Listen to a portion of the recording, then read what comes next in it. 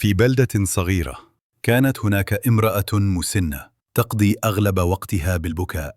ابنها الأكبر كان يعمل في محل لبيع الشمسيات، بينما كانت ابنتها الوحيدة متزوجة من رجل يملك مصنعاً لتجفيف الأعشاب. في الأيام المشمسة كانت تقلق على ابنها. الطقس جميل والشمس ساطعة.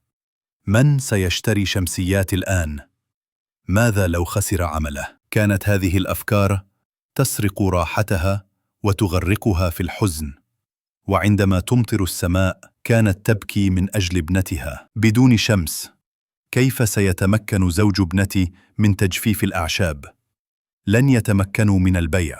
وهكذا لم تكن ترى في الطقس سوى مصدراً للقلق. عاشت السيدة على هذا الحال حزينة، سواء أشرقت الشمس أو هطلت الأمطار. كل شيء في عينيها كان مدعاة للهم، ولم ينجح أحد في مواساتها. وفي يوم من الأيام جاءها رجل حكيم من أهل القرية وسألها عن سبب حزنها المستمر. شرحت له الأمر، فابتسم وقال: يا سيدتي، الأمر بسيط جدا، لكن يحتاج لتغيير واحد فقط. قال الحكيم: في الأيام المشمسة افرحي لابنتك، لأن زوجها سيتمكن من تجفيف الأعشاب وبيعها بنجاح.